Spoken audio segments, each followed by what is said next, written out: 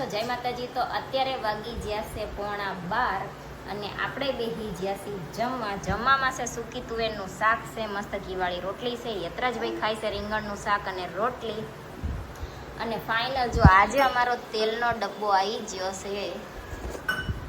જયદીપને છે ને હું 3-4 દિવસ તેલનો ડબ્બો જ્યારે પૂરો થયો ત્યારથી હું કહેતી હતી કે તેલનો ડબ્બો લેતા આવજો, તેલનો ડબ્બો લેતા આવજો.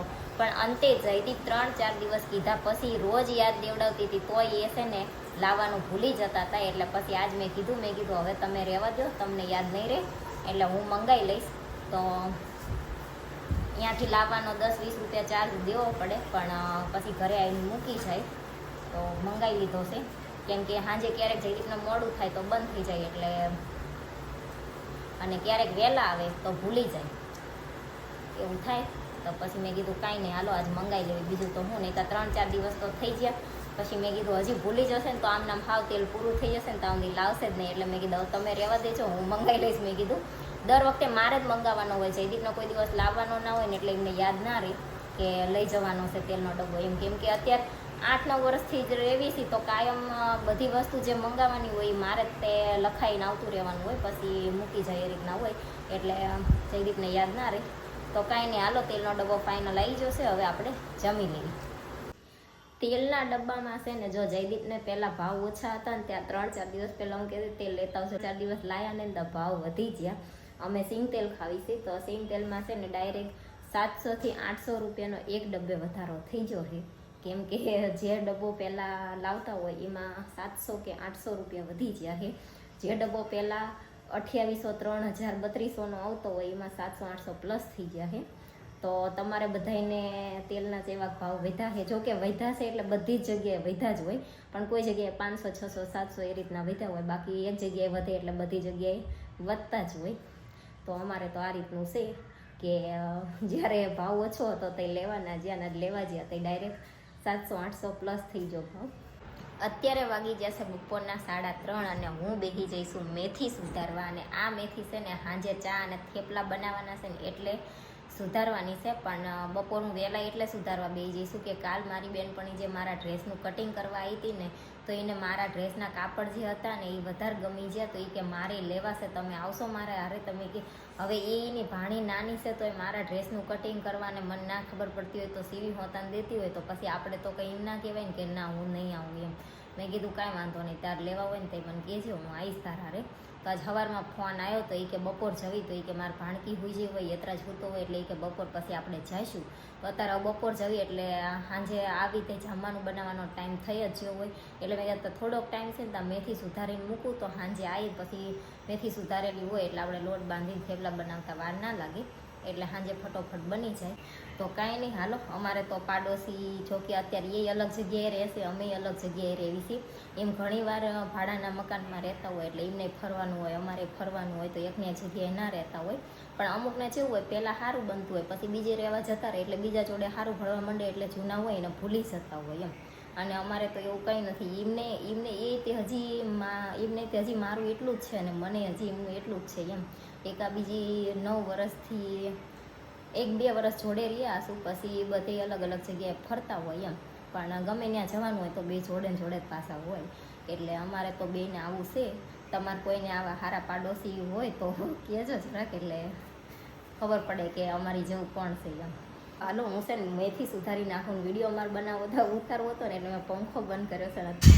તો આપણે છે ને બસમાંથી ઉતરી ગયા છે ને અહીંયાથી થોડુંક જ તો જો હાલીને જવાનું છે એટલે આપણે હાલીને જાવી છીએ. ખાલી 2 મિનિટનો રસ્તો છે. તો આપણે છે ને 4:30 જ્યાં હતા અને 7 વાગી ગયા છે તારે આવતા રહ્યા છીએ ઘરે. અને ત્યાં એમને 4-5 જે ડ્રેસ ગમ્યા એમને લીધા. મારે તો કંઈ લેવાના નહોતા, હજી જે પોર લીધેલા છે એ સીવવાના બાકી છે એટલે મેં નથી લીધા. એમને જે ગમ્યા એમને લીધા. ઘરે આવીને નેત્રાજભાઈને બારીને બાયણું ખોલવાનું કીધું તો એ ભાઈએ જો પડદો પાડી દીધો. આમ કાઢવા જેવો હશે તો વચ્ચેથી દોરી તૂટી જઈશે એટલે પડદો પડી ગયો. એ તૂટી જઈશે એટલા જ એટલે પડ્યો દોરી. અને આપણે કઠોળ જે લાવવાના હતા ને એ કઠોળ લઈ આવ્યા છીએ. તો ફાઇનલ બધા કઠોળ આવી ગયા છે. આ છે ચોળી, પછી છે મગ, પછી છે તુવેર, વટાણા અને આમાં તો મગની દાળ હતી જ તે અને ચણાની દાળ હોતા નથી અને આ છે ચણા. તો જો જે કઠોળ ભાવતા હતા ને જોતા હતા એ કઠોળ આપણે લઈ આવ્યા છીએ. પછી રાજમા અને એવું બધું કોઈ દી ખાધેલું નથી એટલે જેવું કોઈ કંઈ આઈડિયા નથી એટલે આપણે એવા નથી લાવ્યા. જેટલા આ ભાવે છે એટલા કઠોળ લઈ આવ્યા છીએ. અને આજ સવારમાં હું છે ને યતરાજને સ્કૂલેથી લેવા જઈને ત્યારે તે મને એક સબસ્ક્રાઈબર હામાં મળ્યા હતા. તો કહેતા હતા કે તમે બહુ મસ્ત વિડીયો બનાવો છો ને તમે આ સાઈડ રહો છો ને થોડીક વાર વાત કરી. પછી અત્યારે મેં ડ્રેસ લેવા ગયા હતા ને ત્યાંય તે એક સબસ્ક્રાઈબર ભેગા થઈ ગયા હતા. એ બે મા દીકરી હતા કે સાસુઓ હતા, બહુ આઈડિયા મને નથી, પણ એમને જોયા ને એટલે એ તરત જ ઓળખી જાય કે અમે તમારી ઇન્સ્ટાગ્રામમાં બહુ રીલ્સ જોઈ છે. એટલે ઇન્સ્ટાગ્રામ ખોલવીને તરત જ કે તમે આવતા હોય અને કે યતરાજને તે પછી મને જોતા હોય એટલે યતરાજ તો વિડીયોમાં આવે તે એટલે યતરાજને હોતને ઓળખી જાય.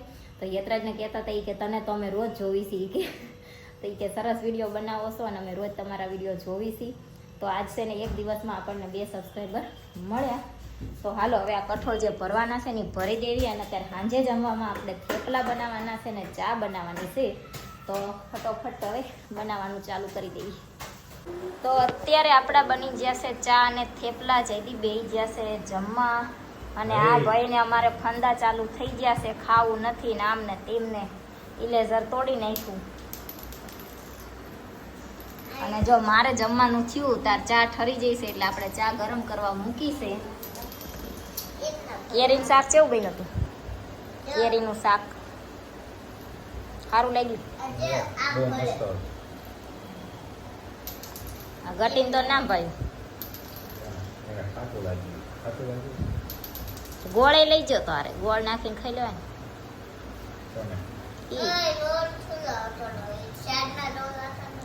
કેરીના શાકમાં ગોળ નાખવી તો જ તે થોડુંક ઓલું થાય ને ખાટું ના રહેતા થવું. થોડું ખાટું હતું આમ તો ખાય છે ખાટું. કેરી ખાસ ને કેરી ખાય, દ્રાક્ષ ખાય. કેરી ખાતો હતો.